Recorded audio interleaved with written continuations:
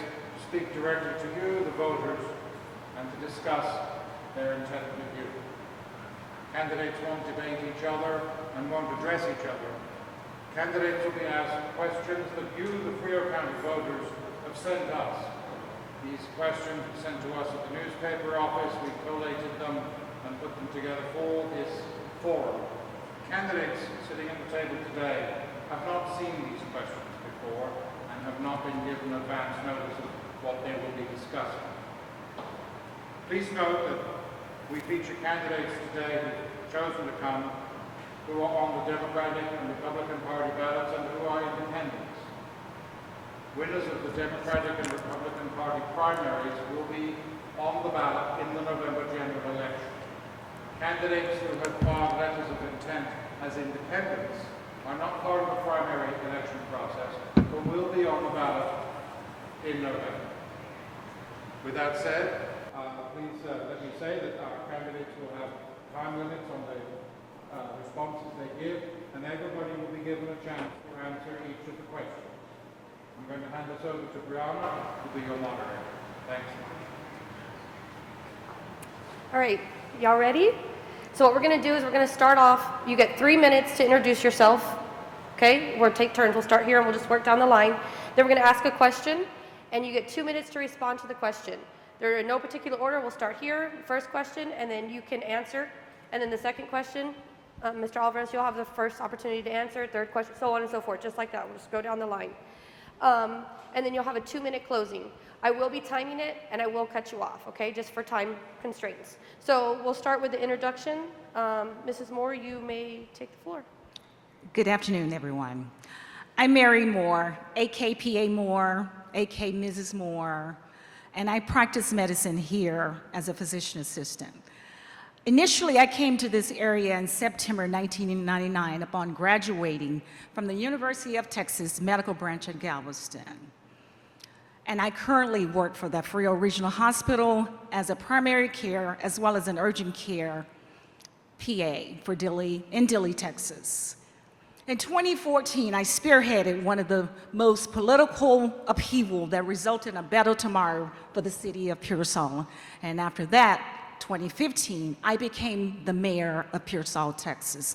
I served as the mayor of Pearsall, Texas from 2015 until 2021. But that was a very taxing time, especially when the pandemic hit. By far, the most challenging thing that ever happened to me in my entire life. But by the grace of God, I was able to get it done. And I can say that with all my hard work, 24 hours, meetings, 24 hours taking care of patients, I did not lose a COVID patient. But the most amazing thing that happened to me during the pandemic is that I met the man of my dreams. And he's sitting there, he's from New York, Mr. Alex Shiver, but he is now a resident of Pearsall, Texas. He said, on the second date, he said to me, "You're gonna marry me and you're gonna move to Bernie, Texas." He got it half right. He's here now in Pearsall, Texas. Thank you.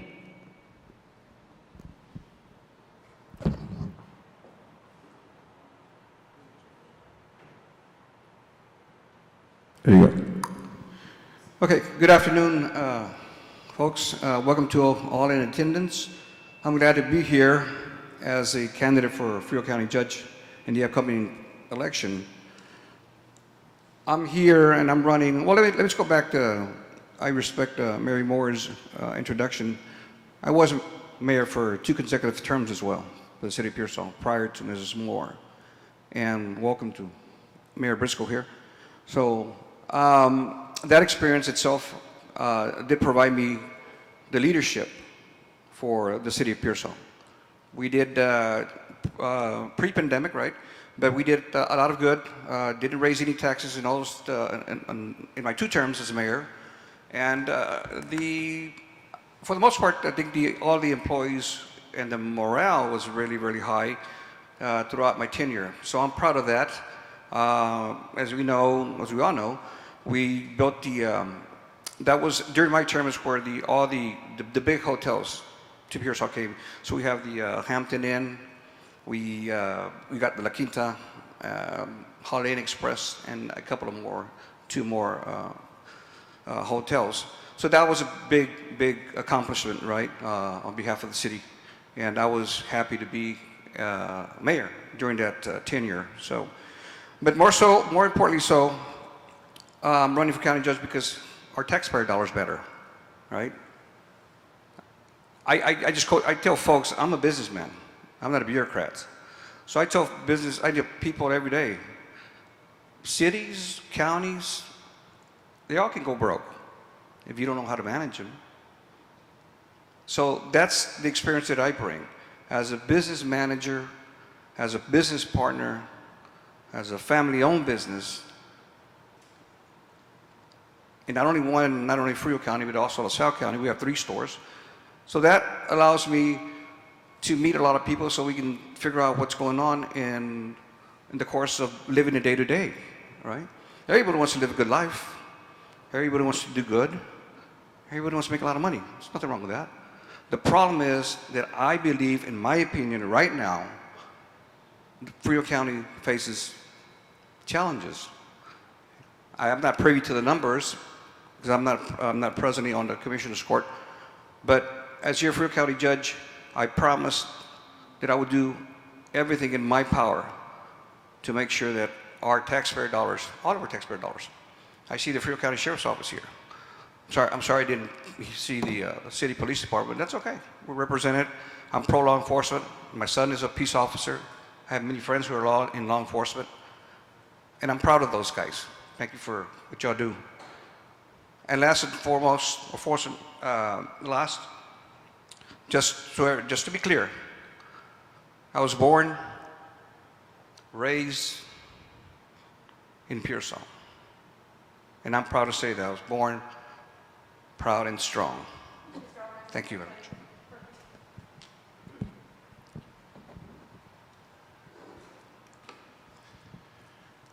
Hello, my name is Jose Asuncion, and I am currently the Frio County Commissioner from Precinct 4. And one of the questions that I always field is, how did you get elected to the Commissioner's Court with that accent? And the answer is, in large part, my family. If you're anything like my grandma, when she's getting to know someone, she has 2 questions. Who's your mom? Who's your grandma? So my grandmother was born in Moore in 1929. She was of the Longoria and Duncan families. Her name was Maria Alicia Longoria. They called her Licha. In the 40s, she moved to Pearsall, spent the rest of her teen years there, and finished high school there. I met my grandfather. My grandfather was born in Dili and also grew up in Dili. His name was Arnulfo Cantu Steaks. They called him Pipo Steaks. So my roots are from all across the county, Moore, Pearsall, Dili. They married at Immaculate Heart here in Pearsall and moved to Chicago. That's where they had their kids, and that's where I derived this way of talking. Every summer as a kid, I was shipped down here, spend time with the grandparents, go to church, got my first communion at St. Joseph's, and my connection to Frio County, I know everybody here was born and raised here, we all have family, but since I have lived elsewhere, you really appreciate every day that you get to be with family and people like your family and people who talk like your family. So that's my background on that side. It's appropriate that we're having this forum in this building. This was the site of the warehouse for the Frio COVID Lifeline, which was one of my big achievements as commissioner. And it was also a warming center that the city of Pearsall set up during the winter storm. The pandemic and the winter storm were 2 pivotal events that motivated me to decide to run for judge because of the unique authority and power that is vested within the judge to guide us through emergencies. So I'll be mentioning both of those things much more throughout this debate. Thank you very much.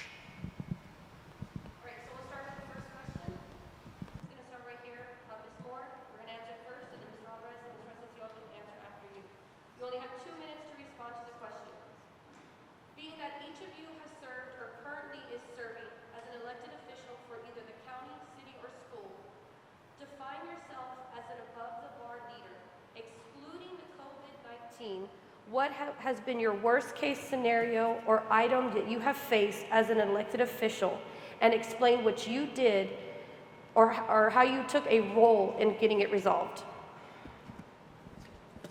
The worst case scenario for me was when we had to take action on an unruly council member.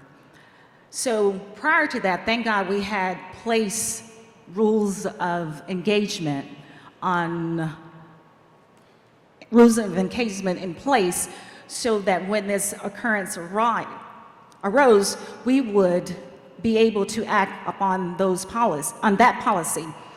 So this particular person was out of line. We took action. We were sued, but we won the lawsuit. Thank you. Same question. Do you want me to repeat it or the question? Okay. It says, define yourself as an above-the-bar leader, excluding the COVID-19.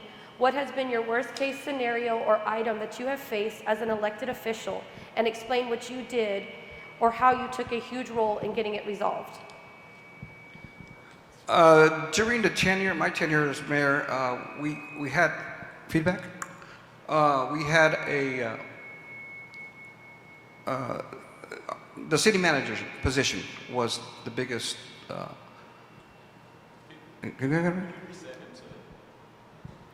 Yeah. It's okay. Better? Better. Okay. Yes, during my tenure, the city manager position was the one that was probably was the most problematic for me. Having to choose a good city manager is having to choose, a great partner, right? Because without a city manager who doesn't have the ability or the ability to do a great job for the citizens of Pearsall, would be problematic. So that's one of the things, or that was the most important that I faced, that I had problems with, because we had to shift city managers, and that was interesting because everybody comes to the table with education background.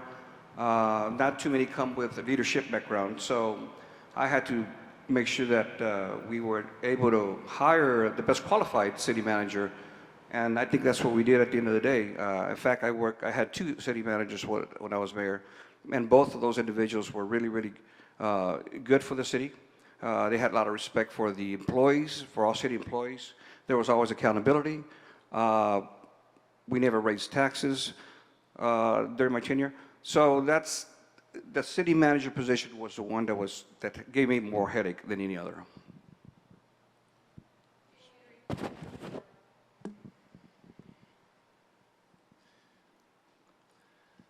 I'm going to focus on the winter storm Uri because in many ways, as a commissioner and as a resident, I found that even more traumatic than the pandemic.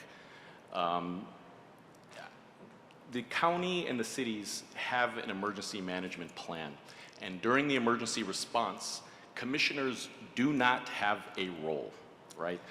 But I will tell you that all of the commissioners stepped up during that event.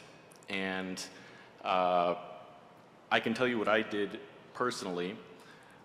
We adapted the Frio COVID Lifeline call center into a winter storm response. So we already had delivery that we were able to do. So we connected with other agencies to be able to provide food to people and wellness checks. So we received calls from Pearsall Council people, from Dilley Council people, to check on particular people, make sure they have food. We received calls from home health providers to check on their patients. And then those people would then say, hey, can you go check on my sister? So that's what I spent a lot of the time doing. We connected, as I said before, with other agencies. One of them was Meals on Wheels.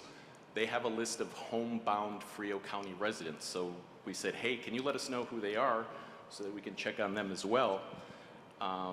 Frio County WIC connected us to the Child Care Board, and they donated several cans of formula. We're having a formula issue again, but during the storm, those were cleared from the shelves. So we got formula donations and distributed to moms in Frio County.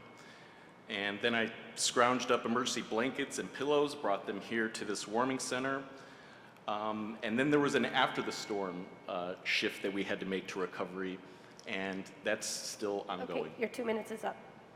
All right, Mr. Alvarez, the next question, start with you.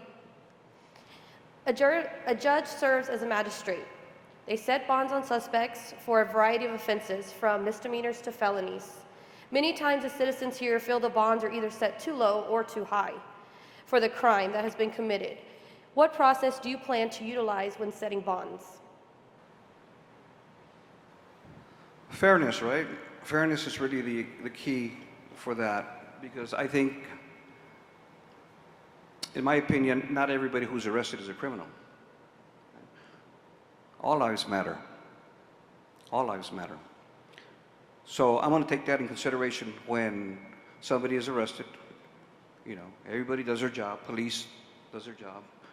Bring them into booking, whatever. We magistrate them. I'm going to be fair. Like I say, everybody needs a chance. Maybe somebody had a bad day, bad evening. You know, what I don't put up with is child abuse, domestic violence. Those are two different issues for me. But if you're out and about having a good time, Saturday night, get caught under the influence, fine. But why is a judge, any capable judge, going to set a high bond? All we have to do is keep them in jail, feed them. Those are taxpayer dollars, folks. So I would be reasonable to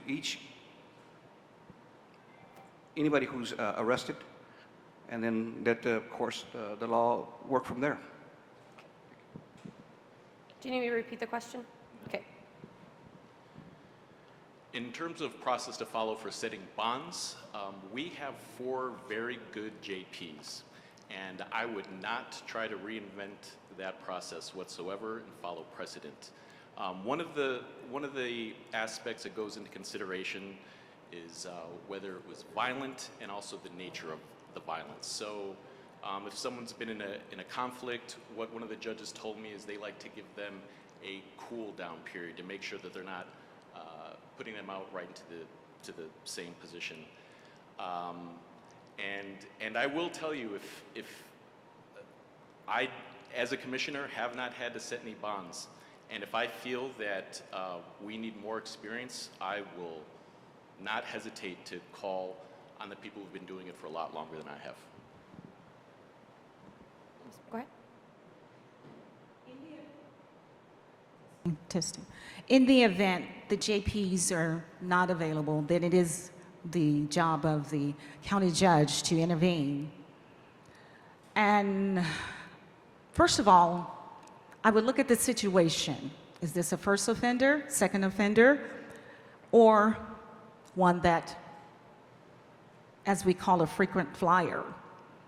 And then I would base my decision, after doing all of my homework, I would base my decision on what amount of the bond should be. And that's how you got to do as a judge. You got to be objective. And you got to hear both sides of the story before you make that decision. And if I don't understand fully, there's resources, there are people I can call and say, hey, this is the case. What do you suggest I should do? And that's what I think should be done in the event a county judge would have to take over because in the absence of the JPs. Thank you. The next question is going to start with you, Mr. Ascension. What work experience can you provide as evidence that you are qualified to be in charge of a multi-million-dollar budget?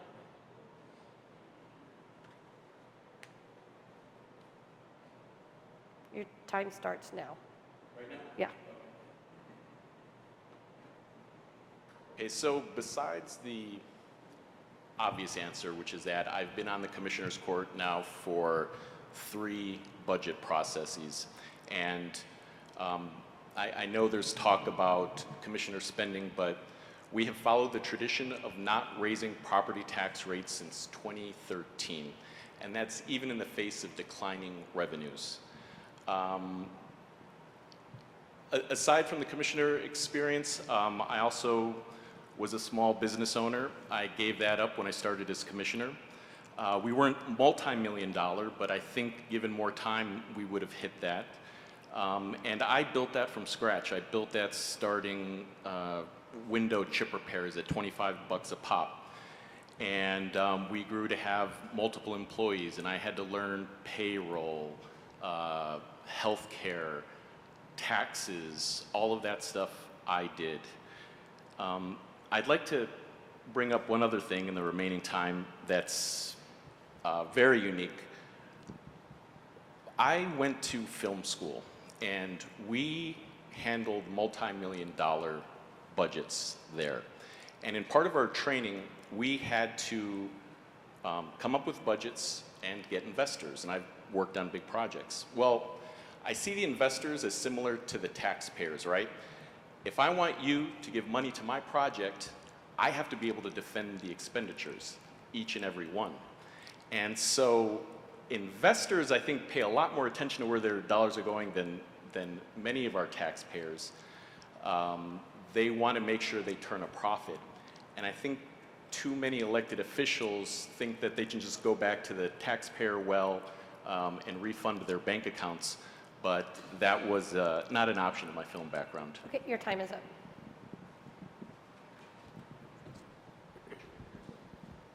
Can you repeat that question, Pam? Can you repeat that question? No, it's her turn to answer. Yes. That's okay. That's okay. Did you want me to repeat it or? Yes, please. Okay. It says, what work experience can you provide as evidence that you are qualified to be in charge of a multi-million-dollar budget? Well, the work experience came when I was the mayor of Pearsall.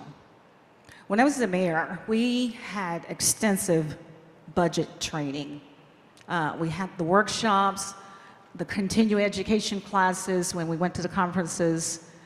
Budget workshops were one of the ones that I would always attend because it's very important as a leader, as the county judge, that you become good stewards of the taxpayers' dollars.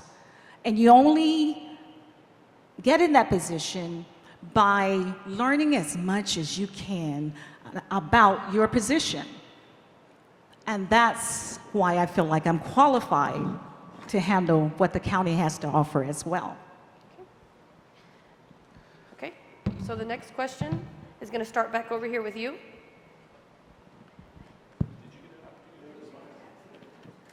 Oh, I thought he answered. Oh, I'm sorry. That's okay. Yes, I apologize. Go ahead. That's all right. Well, yeah, speaking of budgets, yeah, I'd have to admit, the city of Pearsall as mayor, right? $3 million budget, whatever it was back then. But yeah, those are a lot of numbers. Those are a lot of numbers, and we did a lot with that money. I think we served our people well, the city well, and that was, of course, it's always challenging, right? The city, like I say, city's budget is just like a personal budget, right? You have so much money in your bank account. Well, guess what? You can't spend more than what you have.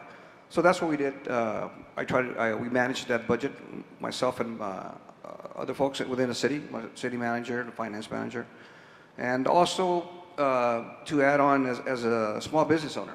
You know, there are no investors. We don't have investors. There's nothing to. Nobody knocks on my door. Nobody knocks on my dad's door. We do it all. And that's challenging because, especially nowadays, because during this economy, it's retail is very challenging. But nonetheless, we can work with our budget, and we have so for approximately 50 years now. I'm proud to say. So that's those two budgets: the city mayor or the city of Pearsall budget, and the budget as a small business owner. Okay, now we'll move on to the next question.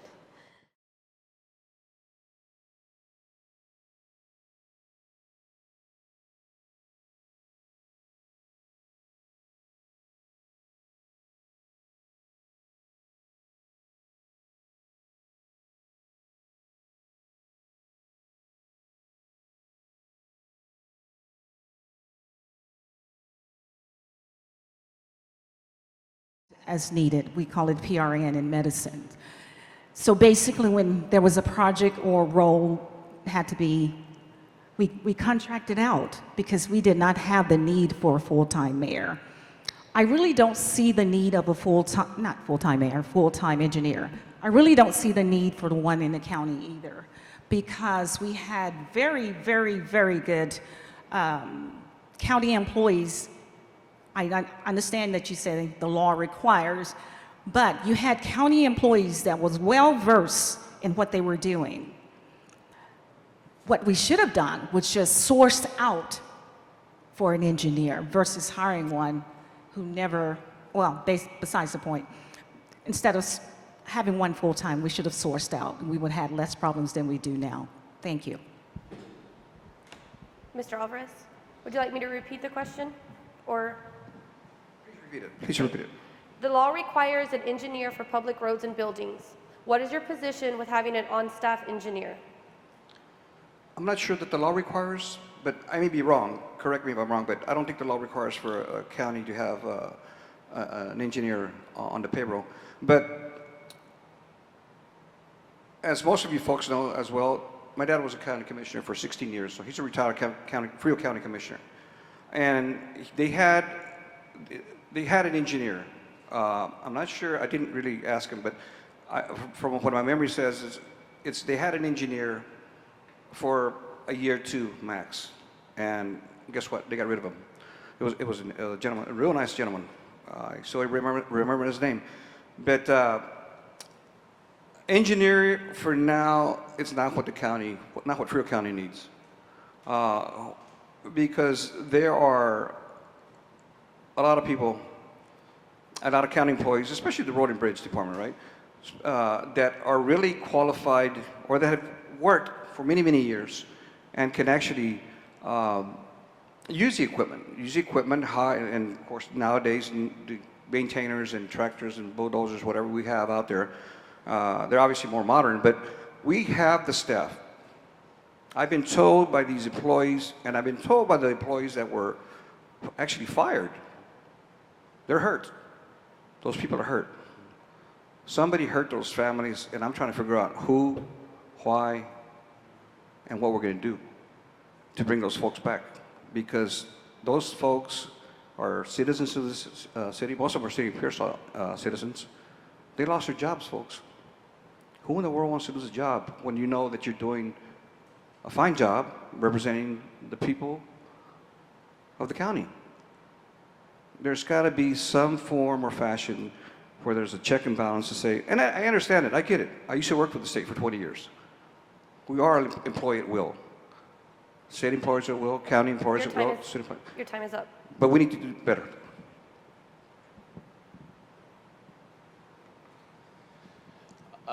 We switched over to an engineer system in 1985, and depending on what years your father was commissioner, it would have been either Mr. Garcia or Mark Sorensen that were the engineer. Dilley, decades ago, in Precinct 4 was mostly dirt roads, and that work was done, and many of those roads were paved under the tenure of Mark Sorensen. I think with the city currently, right now, part of the reason you're able to do without an engineer on staff is that our engineer meets with the city and offers some consulting on road repair and as well as drainage. Now, perhaps most importantly, I'd like to go over the numbers. Her salary is $140,000 a year. Now, that is high compared to the rest of the staff at the county, but she has specific degrees. Now, what has been the return on that $140,000 since she's been hired? Well, we got a CTIF grant for $1 million. You know the last time we got a CTIF grant for over $1 million? It was the last time we had an engineer. After we got that grant, the county let go of the engineer at that time, and they paved a road which should still be considered new in my precinct. And they did that without an engineer on staff. Well, this new road, as soon as we get heavy rains, is torn up because we did not have someone locally who understood the terrain to design drainage. Besides that $1 million, we have also been able to participate in the off-system bridge program. I don't have time to go into that, but that has been worth $1 million in 2019, which went to the replacement of a bridge in my precinct, and $1 million this month. Thank you very much. Okay, so the next question starts with you, Mr. Alvarez. Are you ready? Okay.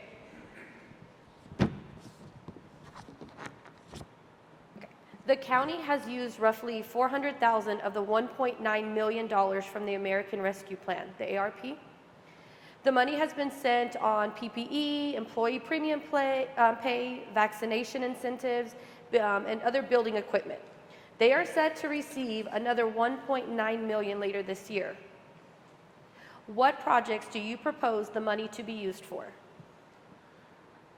That money that was spent, the majority of the money that was spent, I'm totally for. And the money that's coming in, I'm gonna direct that money, or make sure that money is directed to our veterans. You know, the veterans always seem to be left out. We do get that money, and before I forget, the money that's coming in, I want to make sure, and I'll be there wherever I have to be, to make sure that money, any money, will not be used for salary actions, because that money is for the people. I think we fell asleep at the wheel this past go-round, and the commissioners approved salary raises, salary actions for certain departments, and I think that wasn't what that money was supposed to be spent for. So going forward, I hope that we can assist the veterans. We all know that ACOG has a great program for veterans. If they qualify, another big word, qualification, right? Why does a veteran have to qualify? Well, he can't qualify because he makes $30,000 a year. $30,000 a year? Come on. So I want a bulk of that money that's coming in to address our veterans in different forms. Thank you.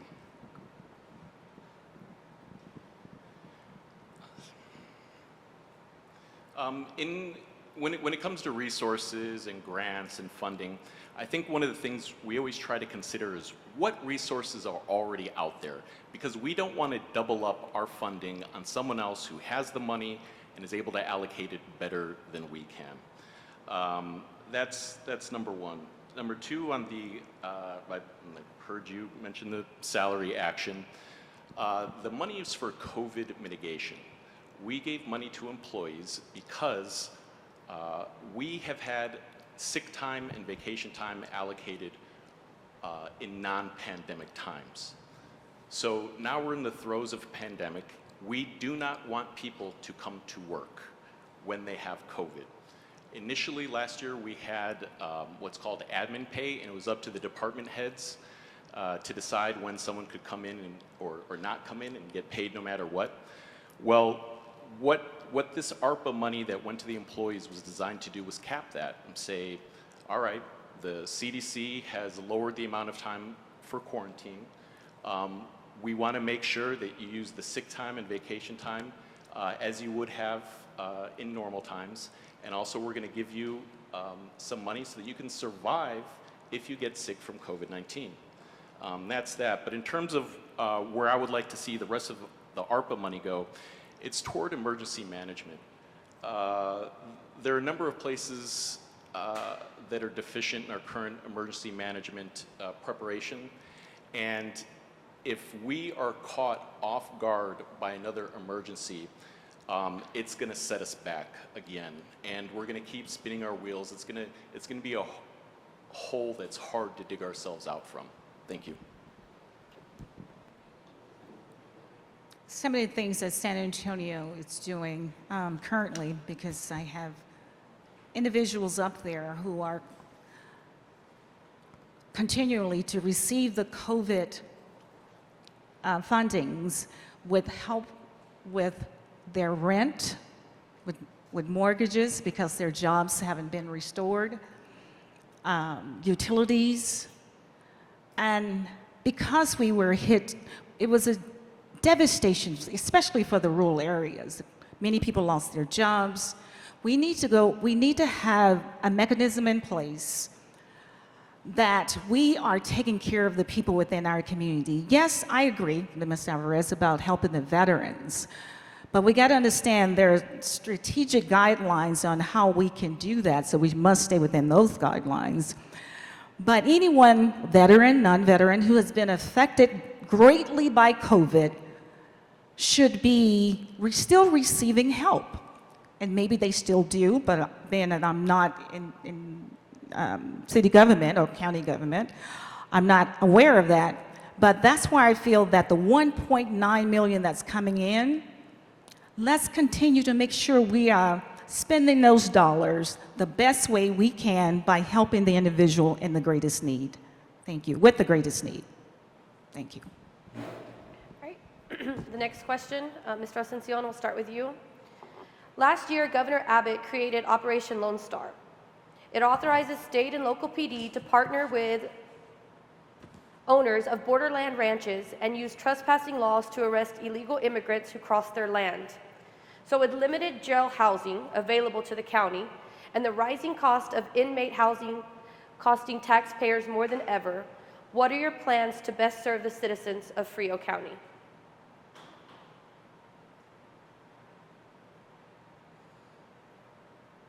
So Operation Lone Star money was applied for by the Sheriff's Department and already received. And what that money has gone to was, I believe, night vision goggles, jail rehab, as well as jail staff. What we're doing right now is we're using this money as a cushion to expand the jail to 96 beds. And what the reason for that is there's the potential for revenue by renting bed space to other counties for their inmates. Now, I have taken the position that it is not yet proven that making that space available to out-of-county inmates will actually be profitable, but the Sheriff's Department is determined to show us that it is. And we are using this grant to give them the opportunity to prove it. And there is another possibility, which is that expanding to 96 beds is actually necessary to fund our 48-bed need just because of economies of scale. There's a lot to be seen because the jail was only opened, as we know, in October. It's a learning process for all of us. And we're very thankful for that grant because it's taking a lot of pressure off of the property taxpayers. Ms. Moore, would you like me to? Okay. Last year, Governor Greg Abbott created Operation Lone Star. It authorizes state and local PD to partner with landowners of borderland ranches and use trespassing laws to arrest illegal immigrants who cross their land. So with limited jail housing available to the county and the rising cost of inmate housing costing taxpayers more than ever, what are your plans to best serve the citizens of Frio County? Well, my plan, if elected, is to allow the county sheriff, our sheriff, to continue doing what they're doing. They have basically kept their word in getting the jail open. And being a citizen, that's a big step. Yes, maybe in the future it will become profitable, but at least now we're keeping the money within the county. So that's really all I have to say. Ms. Ross. That grant money was, like it's been said, yeah, it's good. Any grant money is good, whatever the use of it, as long as it goes to good use. But in this particular grant, I have a problem because first of all, we're 100 miles away from the border, approximately 100 miles, right? And I think that the border problem is a federal problem, you know? That's what Governor Abbott is out saying everywhere he goes, that the border, and the border. But that's fine. The money's here. It's been allocated, or it's in the budget. It's in the bank. But here's what I said the other day, and I continue to say it about incarceration, I guess, in general, right? As we know, Briscoe unit in Dilley has been leased to the federal government for ICE detainees, right? So the state of Texas is closing prisons for a reason, right? So here's the member of the executive director appointed by a 9-member board appointed by the governor and said, diversion, treatment, and education programs, as well as a low rate of people getting sent back to prison, led to the decision to start closing some prisons. Can you imagine all that money that the state of Texas is saving? Like I say it again, not everybody who gets in trouble with the law is a criminal. It depends on their history. Yeah, of course, we don't want repeat offenders to be out loose in the streets. We have to have safety in our communities. But that grant, I opposed the 96-bed deal because at some point that money's going to run out, right? Okay, your time is up, sorry. Okay, thank you. Okay.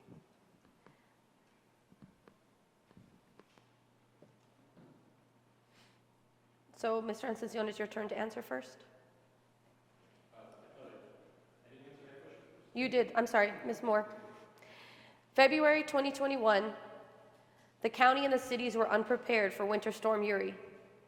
As judge, what is your plan to develop an emergency preparedness plan in the event this occurs again? It caught me off guard as well. February 2021 was, wow. It was devastating for our county and for our state, the entire state. We all caught off guard. But the thing we should plan for, if elected for judge, because you learn by your mistakes, is to get our emergency team together, since the county judge is the head of the emergency department. We train, we order supplies, we plan for what may happen again for our county. And once we have that in place, then we're prepared. We're basically prepared. Next time it may not be a winter storm. It may be a tornadic event, but we need to find out where the shelters will be. How will we rescue people? It may be a major flood. It doesn't necessarily have to be another ice storm. The emergency department should be ready for all catastrophic events that may occur in our county. Thank you. Would you like me to repeat it, the question? Yes, please. Okay. February 2021, the county and cities were unprepared for Winter Storm Uri. As judge, what is your plan to develop an emergency preparedness plan in the event that it occurs again? Well, funding, February 20 is come and gone, right? So now we're back to basic, trying to figure out who has to do what. Emergency management I'm a firm supporter of that. And if there's any way that we can get more funding into that area, then so be it, right? Yeah, it's hard. It's devastating to watch people without power, without light. I mean, power, water, and so forth. And we can't afford to blame the city. The city blames the county. County blames the city, and that doesn't work. So the funding for that for emergency management is really important. So we need to make sure that the numbers are there so we can have enough staff to go around and look for people who need help, so we can all be, get over it like we did the winter storm.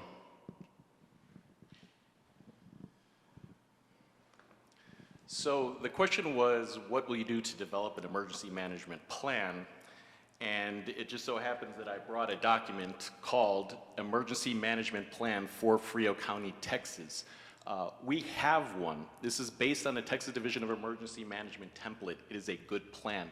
So actually step one is to read it.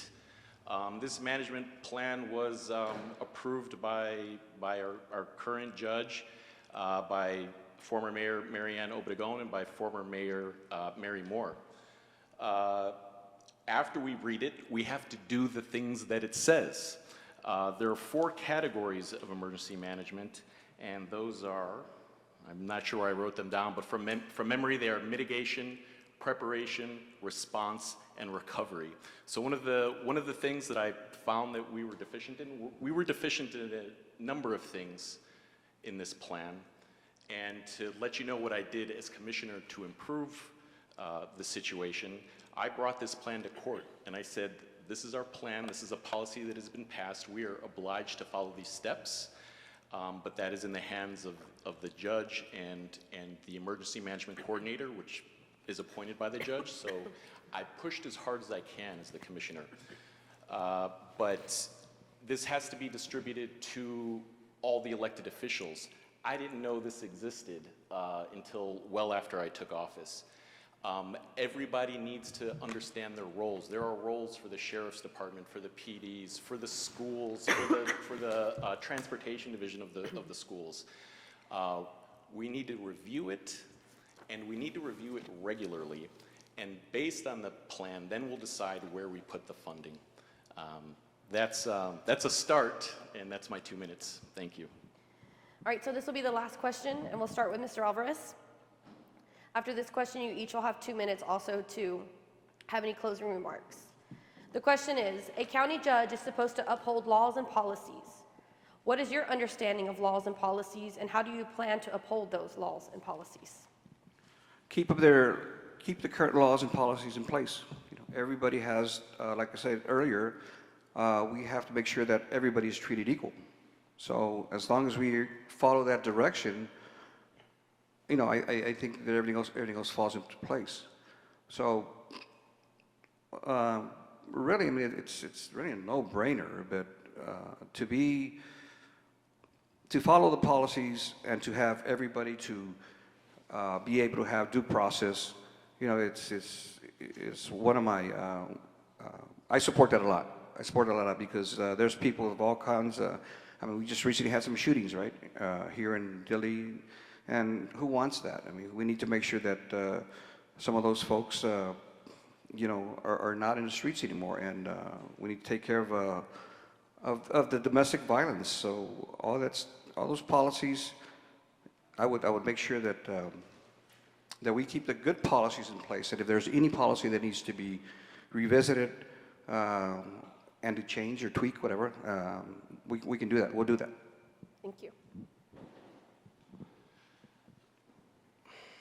For me, the answer is much like the emergency management plan. You have to read the policies, and then you have to implement them and follow them. And it is really tough to follow them.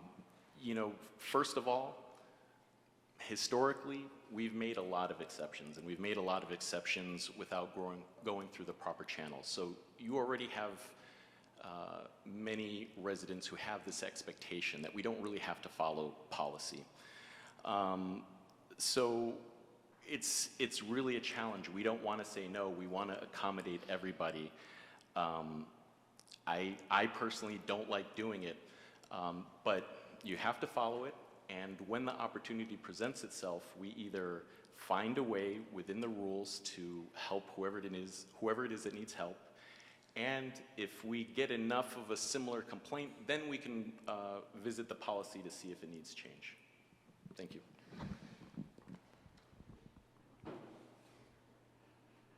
Well, policies are put in place for a reason, because some of the problems we have in the county is that we don't enforce the policies.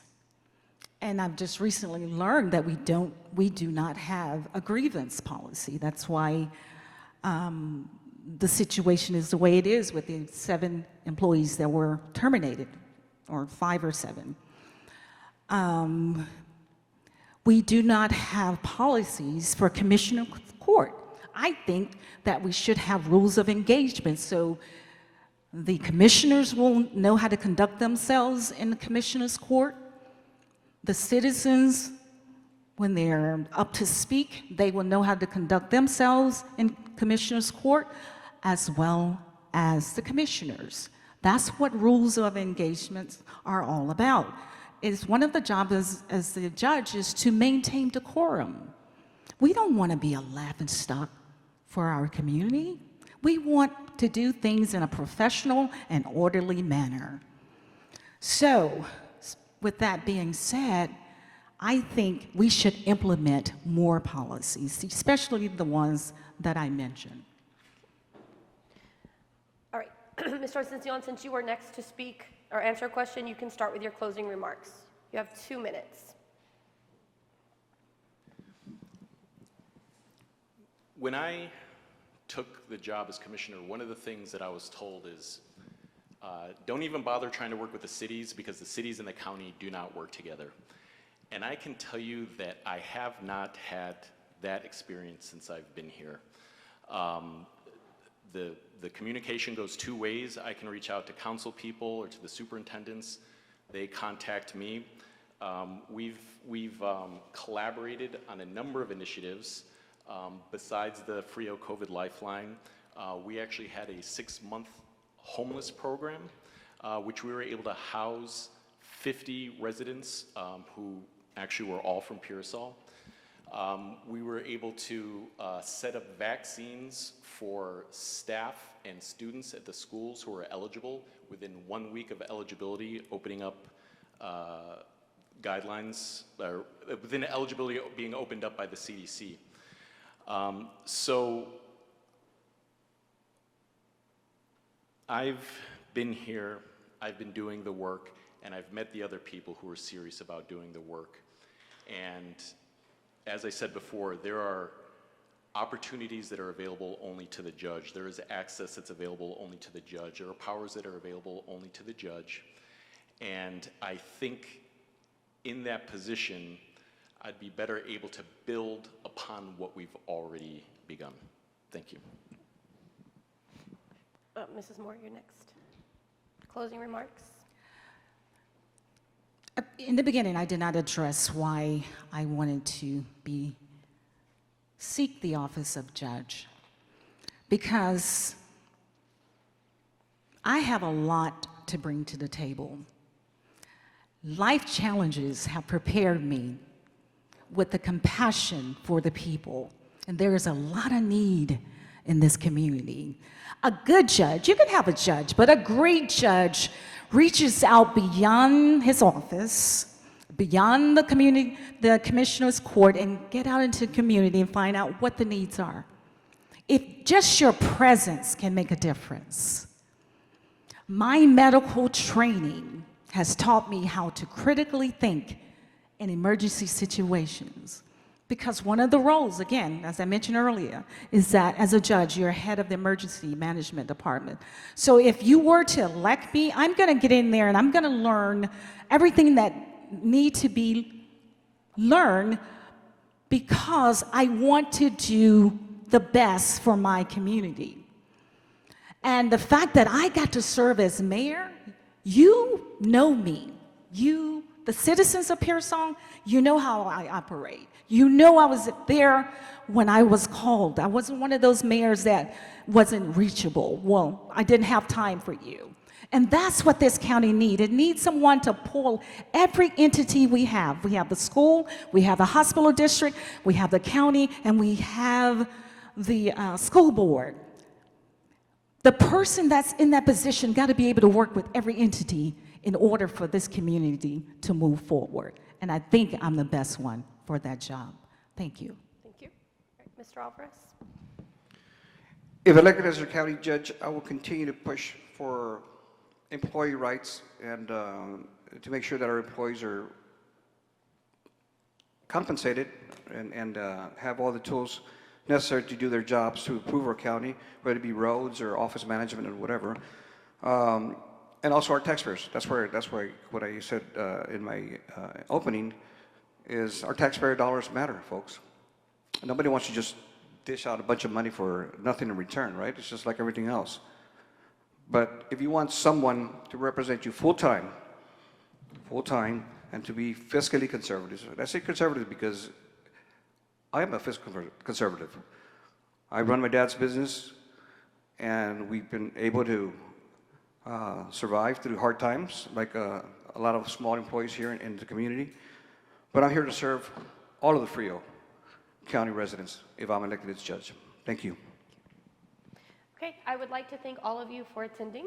I would like to thank the candidates for agreeing to come today and answer the questions that were submitted by residents of the county. Sheriff, for bringing your deputies, and for Oscar and Matthew over here, who jumped on board right away and volunteered to stream this and record it. Again, thank you all for coming. Enjoy your day.